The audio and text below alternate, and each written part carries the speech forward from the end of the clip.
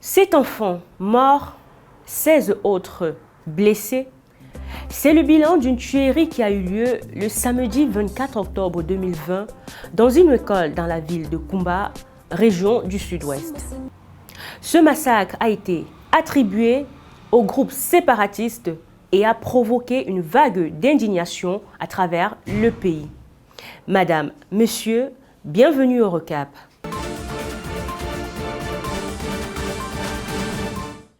La journée du 31 octobre 2020 est déclarée journée de deuil national au Cameroun en mémoire des victimes de l'attaque du 21 octobre dernier au complexe scolaire Mother Francisca International Bilingual Academy à Kumba.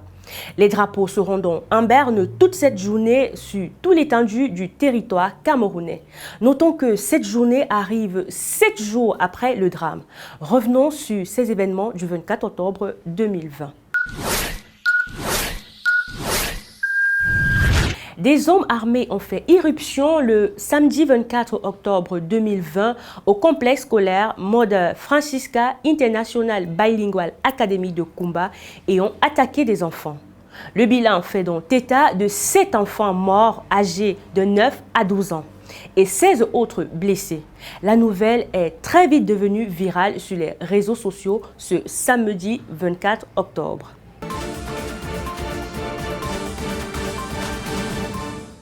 Une réunion de crise est convoquée au sein du gouvernement ce même samedi. Les blessés sont immédiatement pris en charge. Cette attaque a provoqué une vague d'indignation à travers le pays. Des sorties telles que ça ou encore ça. On a tout tué, nous ne voulons pas, c'est ça le feu au Cameroun, c'est ça le feu. Et même à l'extérieur. Mi unisco al dolore delle famiglie dei giovani studenti barbaramente uccisi sabato scorso a Kumba, in Camerun. Provo grande sconcerto per un atto tanto crudele e insensato, che ha strappato alla vita i piccoli innocenti mentre seguivano le lezioni a scuola.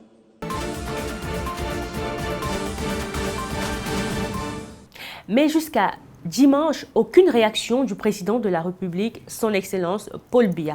Ce n'est que 2 jours plus tard, c'est-à-dire lundi 26 octobre 2020, que Monsieur le Président, dans un tweet, a informé son peuple qu'il a, je cite, « appris avec une grande tristesse l'horrible assassinat de plusieurs élèves à l'école Mother Francisca International Bilingual Academy de Kumba. » Je n'ai pas besoin de vous dire que cette sortie tardive du président Paul Biya a provoqué des commentaires comme celui du professeur Patrice Nganon qui a dit, je cite, « Le Twitter de Biya est un fonctionnaire. Il ne bosse lui pas le week-end. »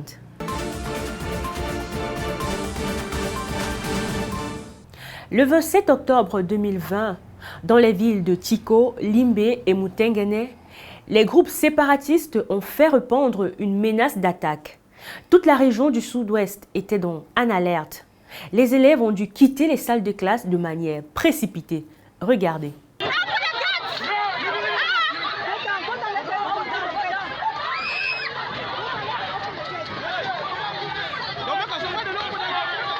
Cette vidéo est tellement révoltante. Ces enfants auraient pu se faire mal.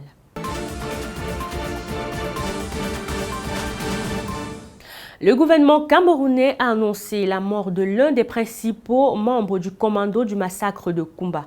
Le dénommé Wonke a été tué lors des affrontements avec une patrouille du bataillon d'intervention rapide dans la nuit du 26 octobre 2020. Selon un communiqué publié par René Emmanuel Sadi, une dizaine de terroristes identifiés comme auteurs du massacre de Kumba sont encore activement recherchés après la neutralisation de Wonke.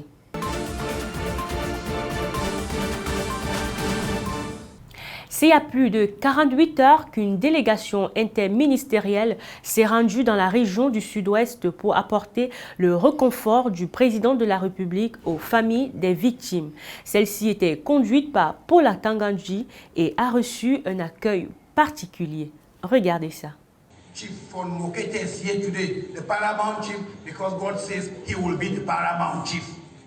That's what God says. President Paul Biya is head of state because God said, you are the head of state. Objection. Objection. Okay, let us put it out here. Okay. Objection. Okay, please.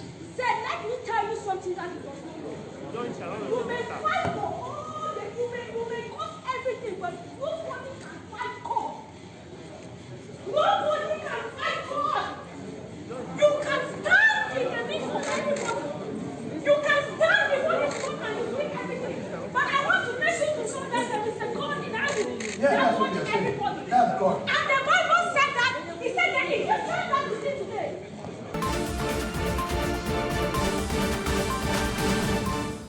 Cette dame n'est donc pas la seule à vouloir le retour de la paix dans les régions du Sud-Ouest et du Nord-Ouest. Ils sont nombreux à s'exprimer, comme le mouvement #AngloPhoneCrisis qui a été créé il y a 2 semaines et enregistre déjà plus de 640 000 tweets selon le décompte fait par le compte Afrique Connectée spécialisé dans la surveillance des réseaux sociaux. Il faut tout de même relever que le pic des tweets de ce hashtag a été noté après le massacre des élèves de Kumba le 24 octobre 2020.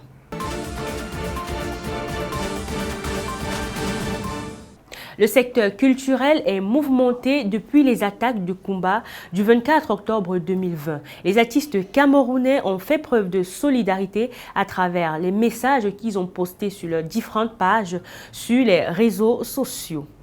Notons par exemple la chanteuse de gospel Indira qui a repoussé la sortie officielle de son nouvel album, ou encore le festival Écran Noir qui s'est vu annuler la cérémonie officielle d'ouverture de ses activités initialement prévue le 31 octobre 2020.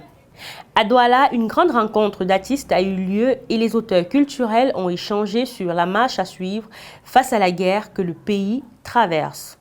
Ce sont les artistes de Yaoundé qui ont marqué le premier pas. Ils se sont constitués à un collectif nommé Mouvement des artistes camerounais pour la paix. Leur première action aura lieu ce dimanche 1er novembre 2020. Ils prévoient réaliser une marche pacifique à l'esplanade du lycée bilingue de Yaoundé à partir de 14 h. Les participants à cette grande rencontre devront donc apporter une bougie et se vêtir d'une tenue d'un établissement scolaire de leur choix.